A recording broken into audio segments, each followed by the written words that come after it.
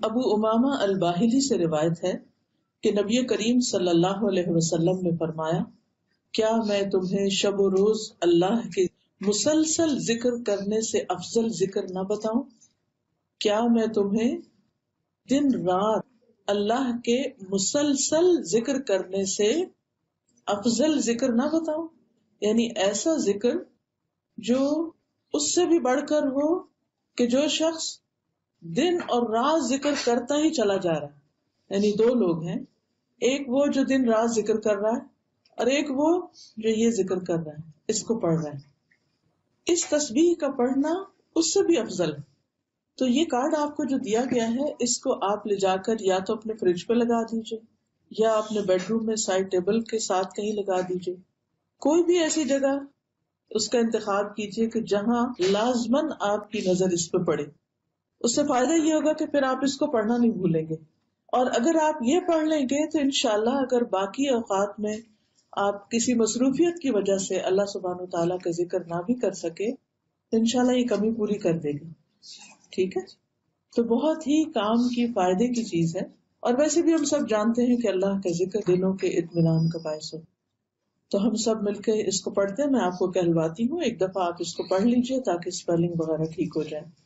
الحمد للہ عدد ما خلق، الحمد للہ عدد ما خلق، الحمد للہ ملء ما خلق، الحمد للہ ملء ما خلق، الحمد للہ عدد ما فی السماوات وما فی الارض، الحمد للہ عدد ما فی السماوات وما فی الارض، الحمد للہ عدد ما احصى کتابہ، الحمد للہ عدد ما احصى کتابہ، والحمد للہ علی ما احصى کتابہ، والحمد للہ علی ما احصى کتابہ، والحمد للہ عدد کل شیء، والحمد للہ عدد کل شیء، والحمد للہ ملء کل شیء. والحمد للہ ملء کل شیء. اس کا ترجمہ ہے، میں اللہ کی تعریف کرتا ہوں اس کی مخلوق کی گنتی کے برابر. مخلوقات میں کیا کیا ہے؟ آسمان، زمین، چاند، ستارے، سمندر، دریا، پہاڑ، درخت، ہر چیز، یو نیم اٹ، سب اللہ ہی کی مخلوق ہے، اللہ ہی کی پیدا کرتا ہے، اللہ سبحانہ و تعالیٰ ہی کی بنائی ہوئی. اب آپ دیکھیے کہ ایک تسبیح آپ وہ کرتے ہیں جو آپ اپنے ہاتھ سے کرتے ہیں، ہاتھ سے سبحان اللہ سبحان اللہ سبحان اللہ، الحمد للہ الحمد للہ الحمد للہ، بہت اچھی بات ہے. لیکن ایک آپ یہ کہتے ہیں کہ میں اللہ کی تعریف اتنی بار بیان کرتا ہوں جتنی اس کی مخلوق کی تعداد ہے. ہم گن سکتے ہیں کتنی تعداد ہے؟ اگر اس ساری مخلوق کی ایک تسبیح بنائے تو ہماری زندگی ختم ہو جائے اور ہم اس کا ایک چھوٹا سا حصہ بھی نہ پڑھ سکیں. پھر ہے الحمد للہ ملء ما خلق، میں اللہ کی تعریف کرتا ہوں جس سے اللہ کی مخلوقات بھر جائیں. یعنی زمین و آسمان کے درمیان جو فضا ہے ساری کی ساری بھر جائے، اتنی زیادہ تعریف کرتا ہوں میں اللہ کی. پھر ہے الحمد للہ عدد ما فی السماوات وما فی الارض، میں اللہ کی تعریف کرتا ہوں ان چیزوں کی گنتی کے برابر جو آسمان اور زمین میں ہے. کوئی شخص یہ کہہ سکتا ہے کہ بھئی ابھی تو ساری مخلوق کی بات ہو گئی، تو پھر اس کے بعد دوبارہ آسمان اور زمین کی الگ الگ کیوں بات ہو رہی؟ تو ایسا ہوتا ہے، کلام کا ایک اسلوب ہوتا ہے کہ کل کے بعد جز کی بات بھی ہوتی ہے، پھر اس کی تفصیل کی بات بھی ہوتی ہے. کیونکہ جس انسان کا دل بھرے ہی نہ اللہ کی تعریف کر کے، پھر وہ مختلف طریقوں سے اپنے جذبات کا اظہار کرتا ہے اور اس بات کو دہراتا ہے. پھر ہے الحمد للہ عدد ما احصى کتابہ، میں اللہ کی تعریف کرتا ہوں ان چیزوں کی گنتی کے برابر جنہیں اس کی کتاب نے شمار کیا، یعنی لوح محفوظ میں جو کچھ لکھا ہوا ہے. والحمد للہ علی ما احصى کتابہ، اور میں اللہ کی تعریف کرتا ہوں اس پر جو اس کی کتاب نے شمار کیا، یعنی اس کی کتاب نے کیا کچھ نہیں لکھ چھوڑا. لوح محفوظ میں کیا کچھ لکھا ہوا ہے؟ کل کبیر و صغیر مستطر. تقدیر پر ایمان لانے کا حصہ ایک یہ ہے کہ ہم اس بات کو مانیں کہ سب کچھ جو بھی ہے اللہ نے بنایا، سب چیزیں جو اللہ نے بنائی وہ اللہ کے علم میں ہے. اللہ سبحانہ و تعالیٰ کے علم سے چھپی ہوئی کوئی بھی چیز نہیں. کوئی بھی چیز زمین یا آسمان کی چاہے ذرے کے برابر ہو اللہ کے علم سے غائب نہیں ہو سکتی. سب کچھ اس کو معلوم ہے. پھر تقدیر پر ایمان لانے کا ایک حصہ یہ بھی ہے کہ جو اللہ کا علم ہے وہ اس کی کتاب یعنی لوح محفوظ میں سب لکھا ہوا بھی ہے. یعنی اللہ سبحانہ و تعالیٰ کا یہ علم جو اس کی مخلوقات کے بارے میں وہ سب لکھا ہوا ہے. تو اس پر اللہ کی تعریف کہ اس کی کتاب میں کیا کچھ لکھا ہوا ہے. کوئی چیز ہے ہی نہیں کہ جو اس سے چھٹ گئی ہو، ہر چیز لکھی ہو. اب آپ دیکھیے کہ ہر چیز کی جو تفصیل ہے وہ ہمیں معلوم ہے. ہمیں تو کچھ بھی معلوم نہیں. ہمارے جسم کے اندر کتنے سیلز ہیں، کیا ان کی تعداد ہم جانتے ہیں؟ ہم نہیں جانتے. کیا ہم جانتے ہیں کہ اللہ سبحانہ و تعالیٰ نے آسمانوں میں کتنے ستارے بنائے؟ ہم نہیں جانتے. صرف زمین کے ایک پلانٹ پر جتنی ریت ہے اس کے ذرات کی تعداد کیا ہے، کیا ہم جانتے ہیں؟ ہرگز نہیں جانتے. لیکن اللہ سبحانہ و تعالیٰ ہر چیز کا صحیح مکمل کلی علم رکھتا ہے. اب جب آپ یہ کہتے ہیں کہ میں اس کی تعداد کے برابر تعریف کر رہا ہوں اللہ کی، تو اس سے آگے کوئی تعریف ہو سکتی؟ انسان اس سے آگے کچھ نہیں کہہ سکتا. ہاں اللہ سبحانہ و تعالیٰ جیسے اپنی تعریف کرے وہی اس کا حق ادا کر سکتا ہے، ہم اس کا حق ادا کر ہی نہیں سکتے.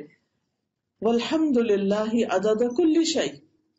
پھر بات وہی ہے، انداز مختلف ہے اپنے جذبات کا اظہار کرنے کا، اور اللہ کی تعریف اور تعریف اللہ ہی کے لیے ہر چیز کے عدد کے برابر، ہر چیز کی تعداد کے برابر، ہر چیز کی گنتی کے برابر. والحمد للہ ملء کل شیء. اور میں اللہ کی تعریف کرتا ہوں جس سے ہر چیز بھر جائے. تو اصل میں یہ تو ایک محبت کا انداز ہے. جو شخص اللہ سے محبت کرتا ہے وہ اس کی تعریف کیے بغیر رہ ہی نہیں سکتا.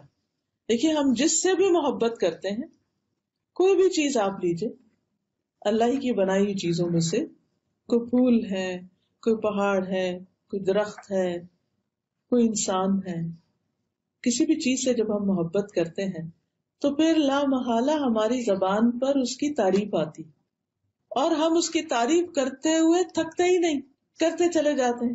کبھی ایک انداز سے، کبھی دوسرے انداز سے.